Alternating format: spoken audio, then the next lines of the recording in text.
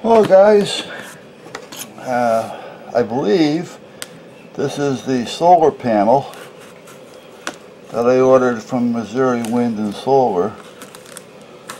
The price was pretty good on it, so I decided I'd get it for two reasons.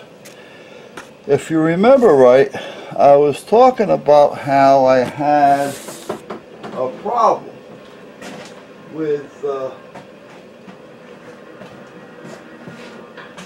with that 2 amp draw, that short that I was having on the van. And the dealers, you know, we're talking some in the neighborhood of upwards to 440 bucks plus, depending upon how much time and what the issues were.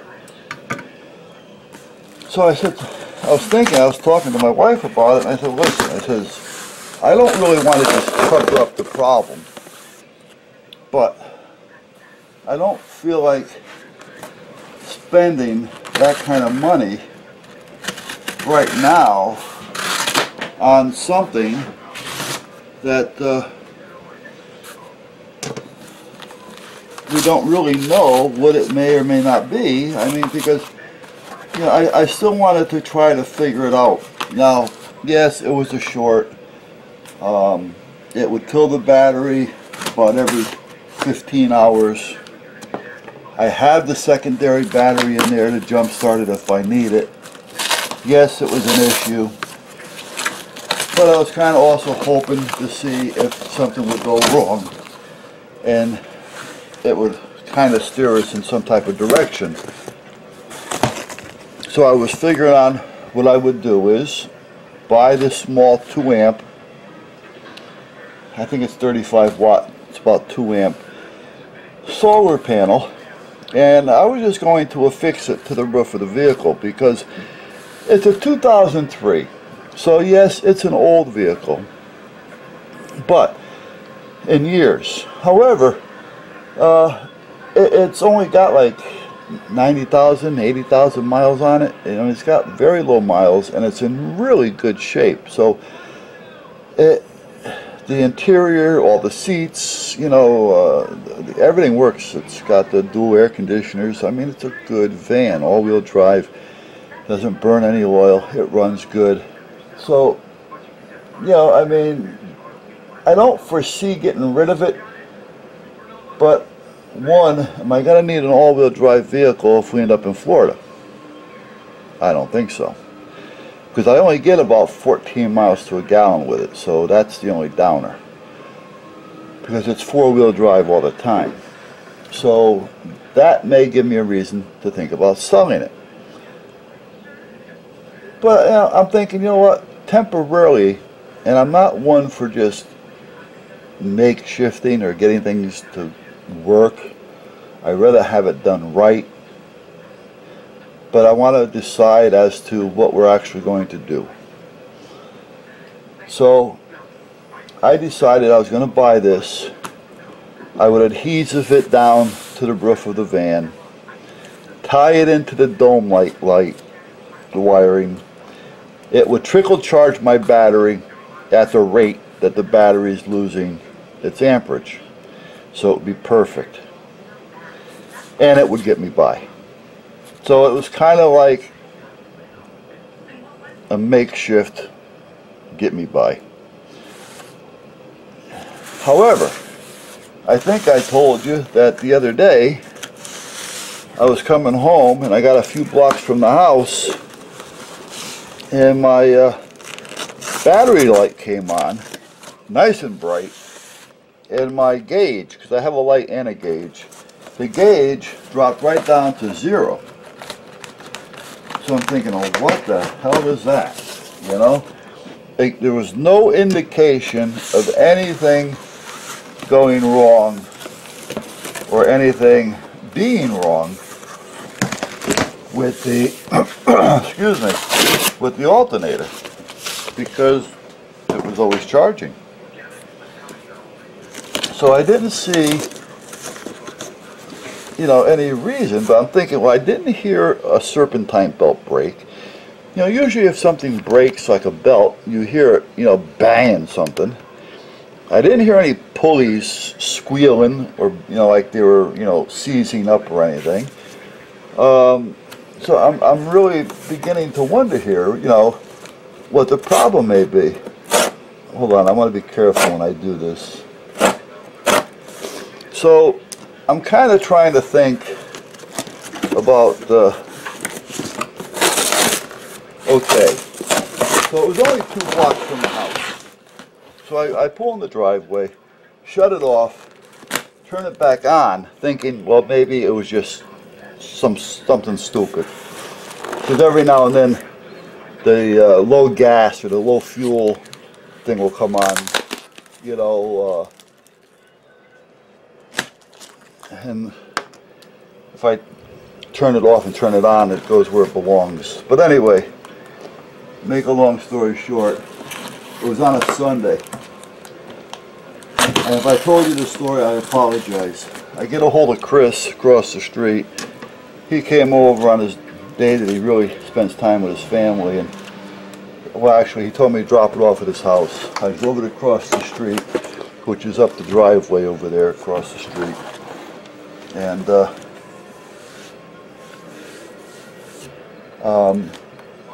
a few hours later he drives it back and he puts it in the yard, and he charged me 140 bucks, which was like dirt cheap.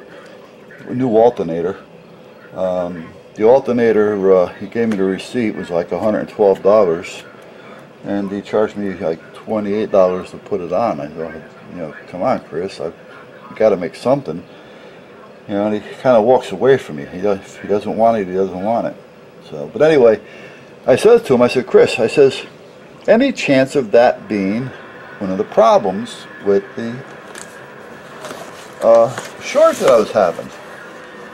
And he says, well, he says he's had in his time in working on cars, you know, over the last 5 or 6 years of the newer vehicles, because he's been working on cars since he was a kid, and he's like 55 years old now. And his father did it, his grandfather did it, you know, they're and at that point, he says, a few times there was a car that was left overnight because he had to work on it the next day, and he'd open the hood, and when he'd lean in the engine, you know, and lean on the alternator to check what's going on in there, he realized that the alternator was hot. You know, like, wow, it's hot. And he says it shouldn't be because the car was sitting all night, you know, key was off, and the hood was closed, so the sun's not on it, so there's no reason for that alternator to be hot. And when he had mentioned it to the owners, because it was in there for something totally different, the owners would say, yeah, we have problems every now and then where the battery goes dead.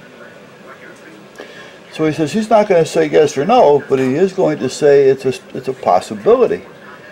So I said, okay. Well, you know what? I haven't used that vehicle since Tuesday of the last week.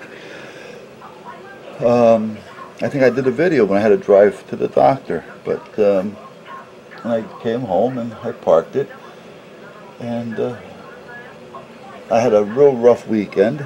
I don't know if I posted that video or not, but I don't even, yeah, I may have. I don't know. I'll tell you what, the whole weekend I've lost it because I had a very bad weekend. And it's a long story. But anyway, when I started feeling a little bit better on Monday, today's Tuesday. Yeah, Monday, I was talking to the wife. I said, geez, I haven't started that truck up. I said, the battery's going to be dead. So I hooked up the alarm with the auto start, as you know. I hit the start button to see if it would start, and she started right up. So I think we fixed the short problem by replacing the alternator. I think it was the alternator that was causing the problem. So I'm not going to say for sure, but you know, if it continues to start up when I know it normally doesn't, then I know it's the alternator. It was the alternator. So I'm not going to put this on right now. So anyway, looking at this, what do I think of it? Well, it's probably going to be okay. It looks okay. Looking at it, it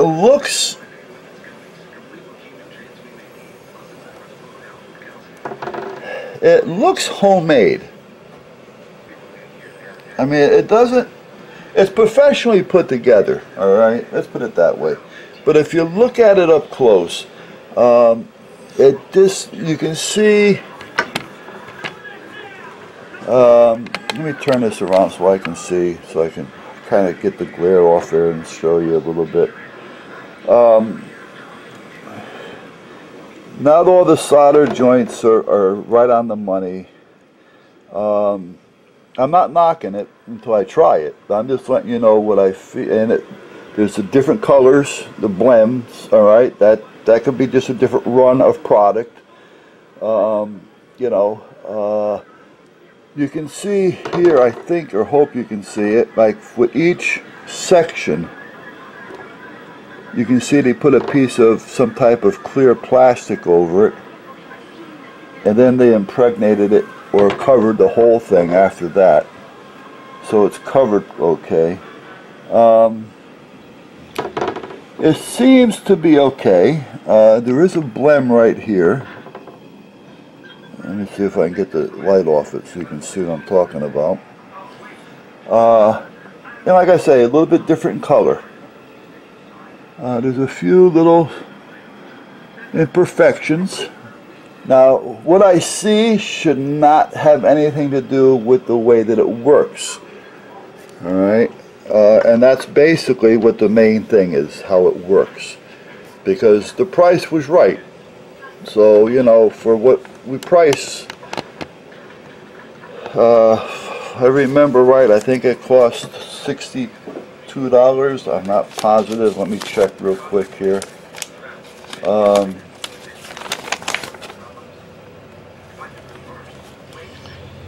It was $62. Shipping was a little stiff. $16.45 for shipping.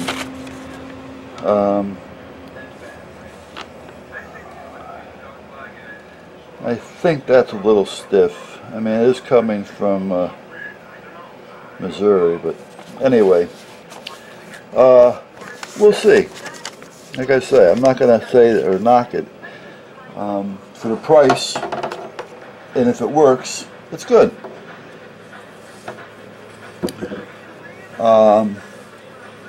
It's got a SKU number on it. SKU number's up there. I think I have it in play.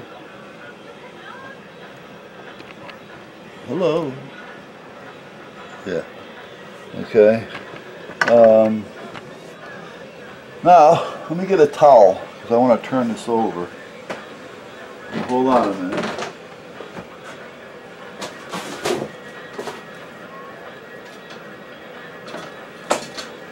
So anyway, as I was saying, I had a real bad weekend, boy. I'm telling you, what was going to be a good weekend, the wife took it off.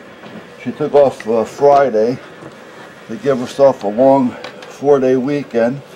She went and we got our pistol permit renewed Friday, which was good. But Friday night, boy, all hell broke loose with me.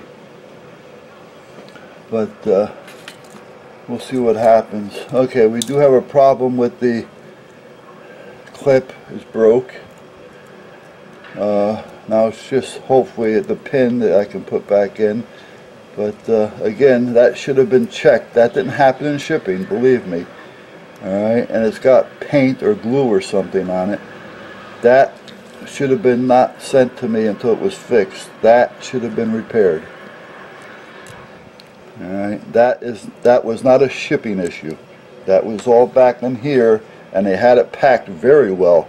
So they packed this like that. So that leads me to believe that their quality control sucks. So that's a down for me so far. Alright, I don't care how small the problem be, that's not right. I get it, and I have to fix it. Now, if somebody wasn't equipped enough to try to fix this, they would be out at this point. They wouldn't know what to do with it. And that also now kind of leaves me as to what else may have went wrong inside, that they said, cover it up, don't worry about it. You know, that one cell won't make a difference. You know, so this right here is a downer for me. First, it's got epoxy on it. Why does it have epoxy on it? You know, a silicone. Right? And why did they ship it to me broke? You know, that left like that. They took great means in packing this. They didn't see that. So that I am not happy about. That tells me that their shipping and their quality control has no pride in their product. So whoever's taking care of their quality control and their shipping should be talked to.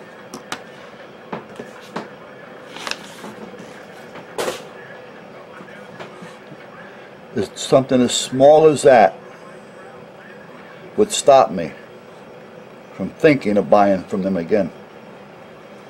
I don't care how cheap it is.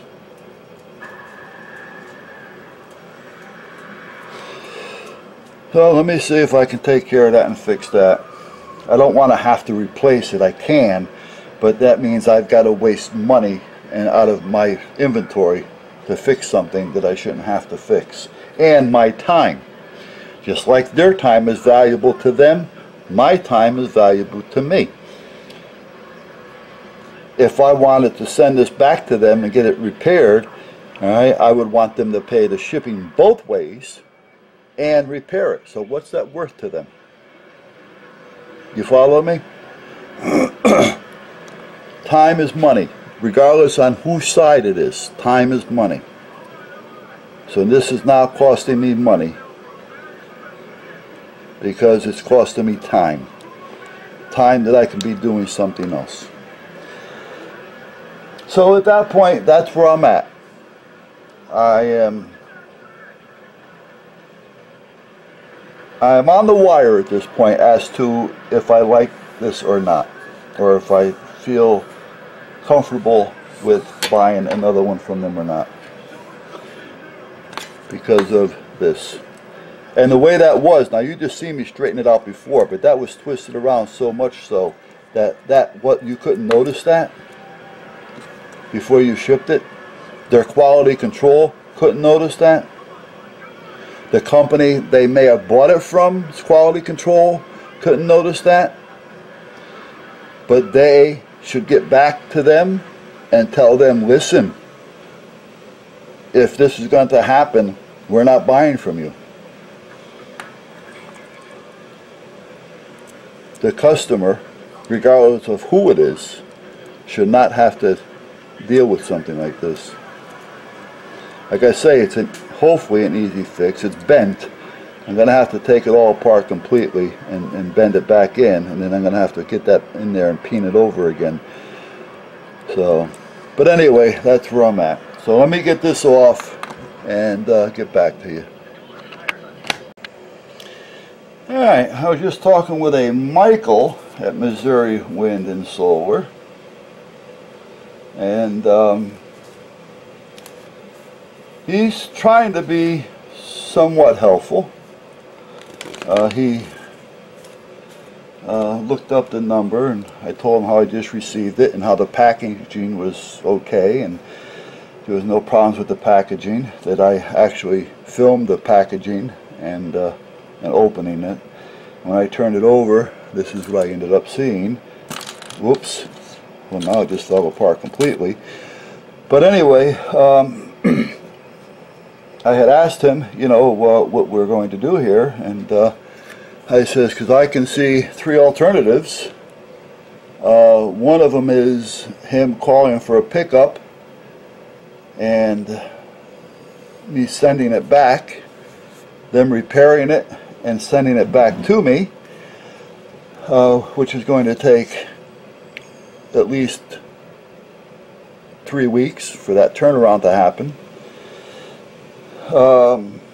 Or they send me a new clamp ASAP, and then he says, well, you know, he would do that, and that's going to take at least 4 days, which is possibly okay, but if not, now we're talking probably not until Monday of next week. So I have something that I can't use, and I said, well, the best way would be for me to run down to the local store and pick up a clamp and put it on myself. I says, but you know, well, again, time is money. Money for you, it's just like me, time is money for me. You know, it's either you're going to have to pay the time and money to pick it up, fix it and send it back to me, or the time and money to put a product in the envelope and send it to me, or do something with this so that at that point I can go and I will go pick up the part and repair it. This is the return call. I bet you. Hello? Oh, this is a telemarketer. Oh, goody. Hold on. This is I got a telemarketing call. Press 1 now. Well, first of all, I'd like to thank you for calling us and our new product that we added to our catalog on human feces. We've just added this product, and I don't know how you were aware of it. We haven't even advertised it yet. Yes, we are now selling human feces. We can sell you shit in any size, shape, color, or substance. We have human shit of male, female, baby shit. We import shit from other countries, and we can have it on your lawn, human shit, within 24 hours. Technology today is even allowing us to get astronaut shit. Yes. He hung up. I love it.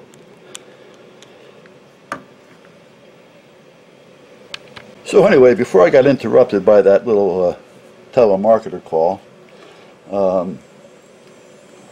like I said, I was talking with a Michael at Missouri Wind and Solar. I sent him pictures as he requested, and as I just went to move this, as you've seen, it just fell apart completely.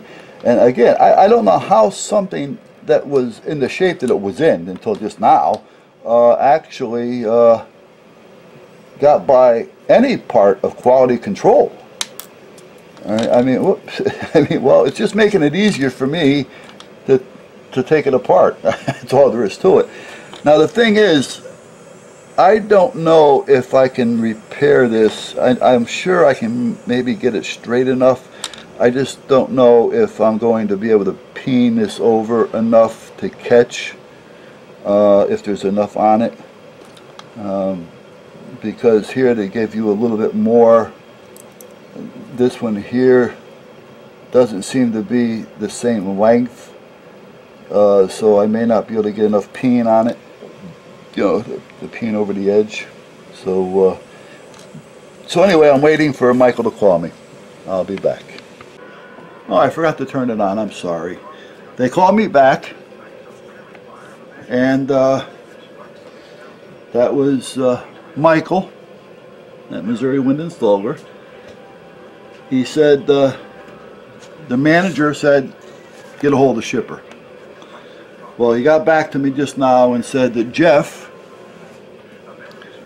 said to give me $11.